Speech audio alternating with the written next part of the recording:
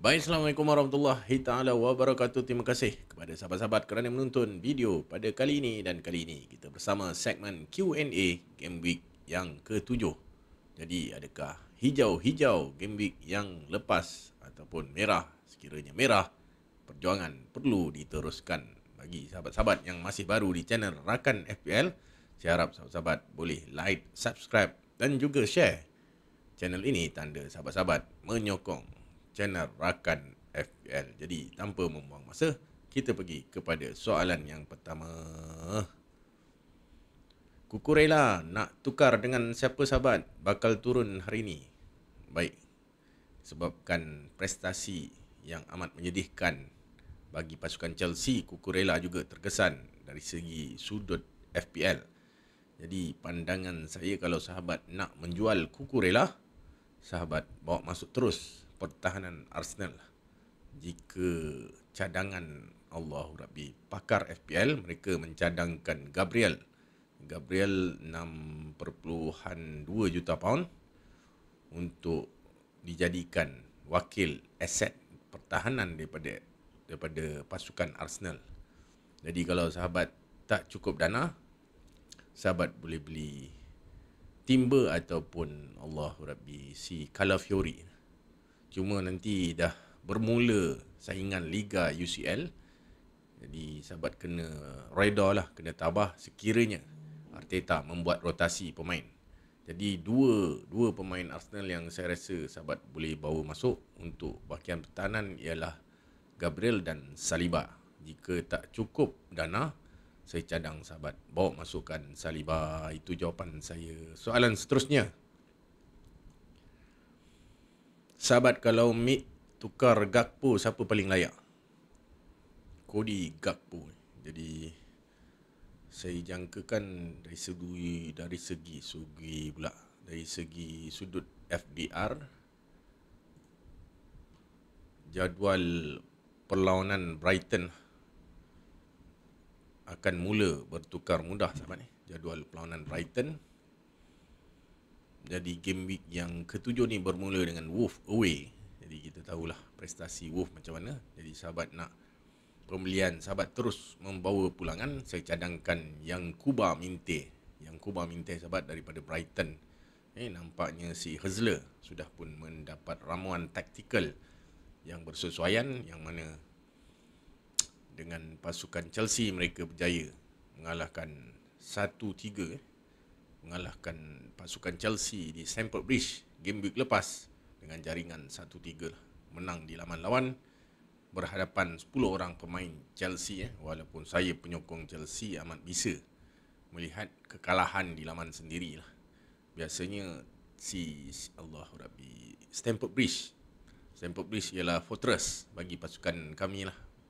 Tapi apakan daya, tactical Hezler memberi kesan. Jadi pandangan saya, jika sahabat nak menjual Cody Gakpo, sahabat beli Yan Kuba Minte. Soalan seterusnya, forward pakai Haaland, Richarlison dan Joao Pedro lah. Okey dah kan?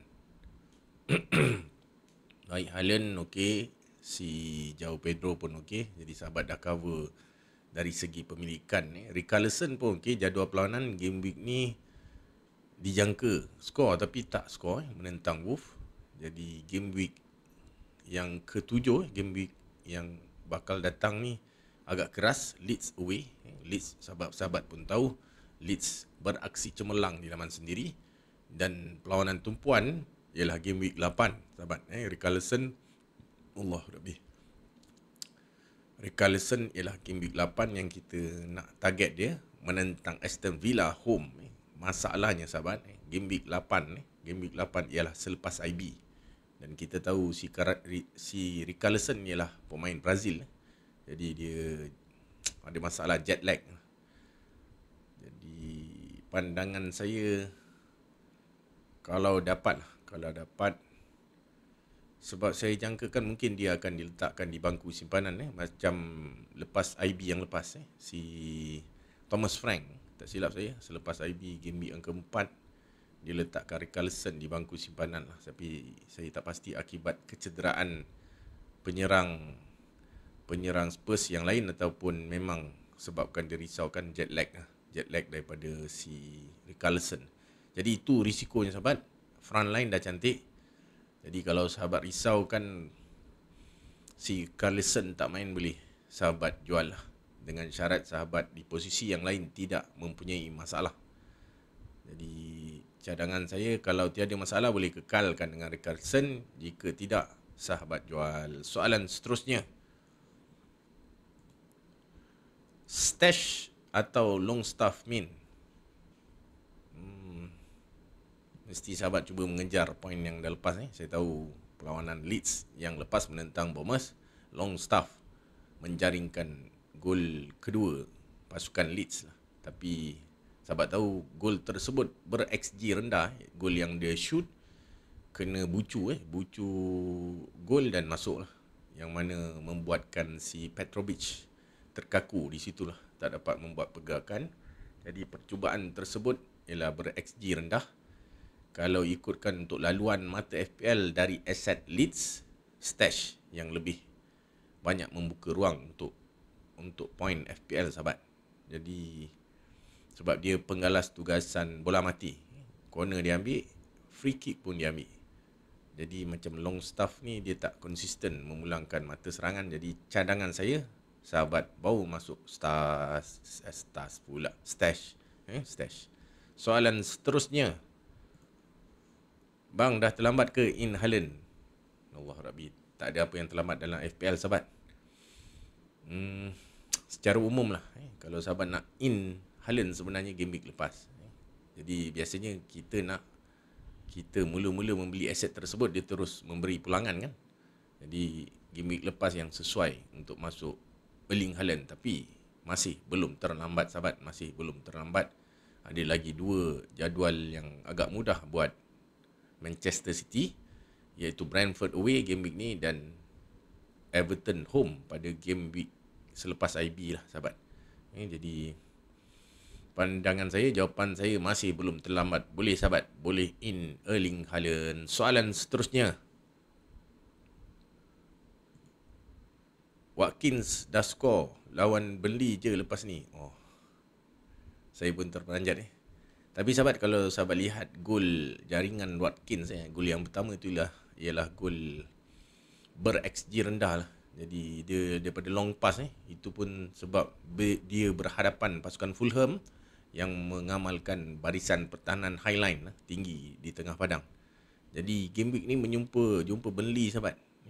Si City pun game week lepas dia nak dapatkan gol, dia perlukan second half time tu dia bertahan di parking bus. Jadi City ni pula ada kelebihan tiki taka sahabat. Si Pep ada kelebihan tiki taka. Si Unai mana ada sahabat, teka-teki adalah, tiki taka tak ada. Jadi saya tak yakin Watkins akan form. Kalau dapat mungkin macam gol game week lepas lah, gol nasib yang long pass daripada jauh. Tapi nak haul double digit tu saya tak yakin sahabat. Jadi cadangan saya beli penyerang yang berjadual mudah akan datang. Watkins game week ni saja. Jadi pandangan saya, Watkins ialah calon don't buy, don't sell. Kalau sahabat ada, kekalkan. Jadi kalau sahabat tak ada, jangan rugikan free transfer sahabat untuk membawa masuk Watkins. Soalan seterusnya, nyesal tak ikut cakap tuan pasal Bruno minggu lepas. Allah Rabbi, game week lepas apa saya cakap mungkin dalam video segmen Q&A lah, Bruno on tak on.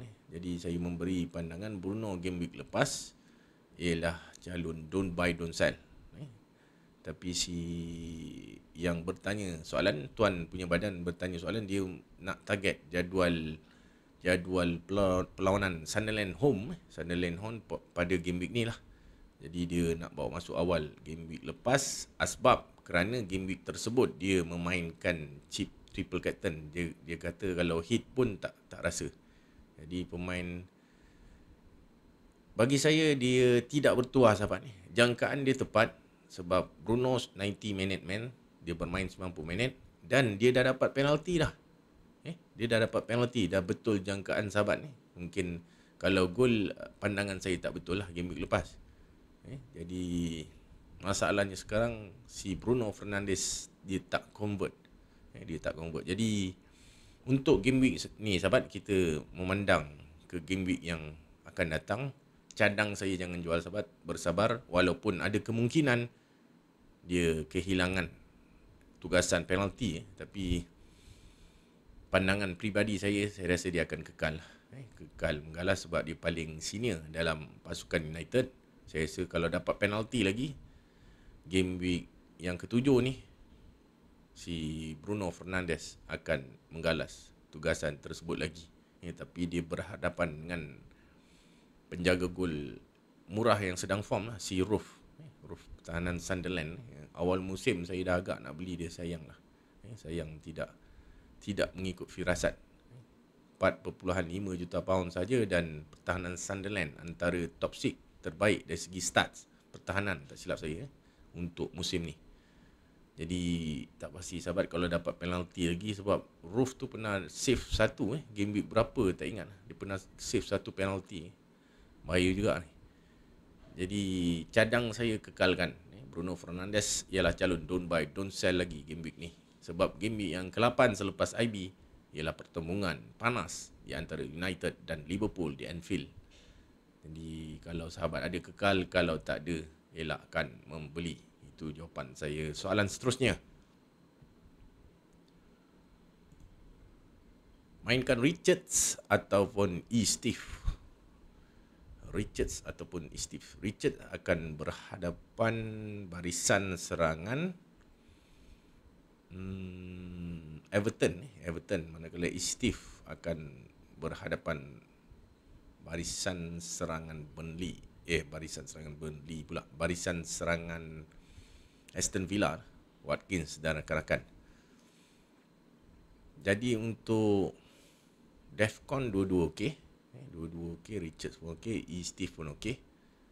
Jadi bukan bias, ini jawapan saya bukan bias game week lepas yang mana beliau Steve menjaringkan 2 gol on goal, 2 gol.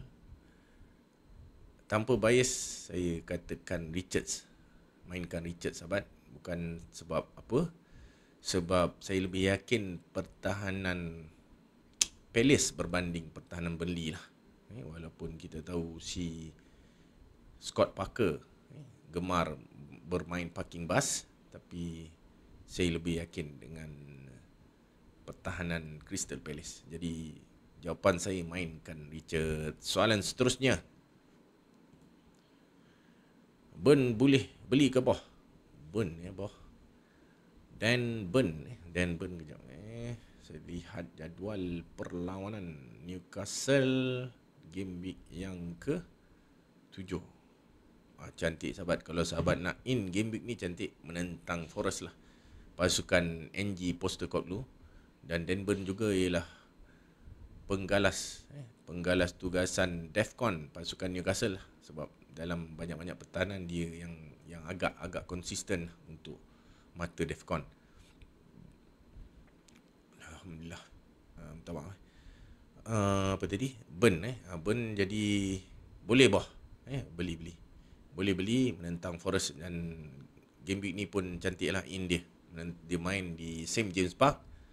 Si Dan Burn baru harga 5 juta pound tak silap saya lah. Okey sahabat, boleh. Jawapan saya boleh membawa masuk Dan Burn. Baik, itu saja soalan daripada follower rakan FPL game week ni. Jadi saya harap dilema dan soalan-soalan tersebut dapat membantu sahabat-sahabat di luar sana untuk merangka pasukan sahabat-sahabat bagi menghadapi game week yang ke-7. Itu saja daripada saya. Assalamualaikum. Ingat, saya bukan Sifu. Saya hanya berkongsi info. Assalamualaikum.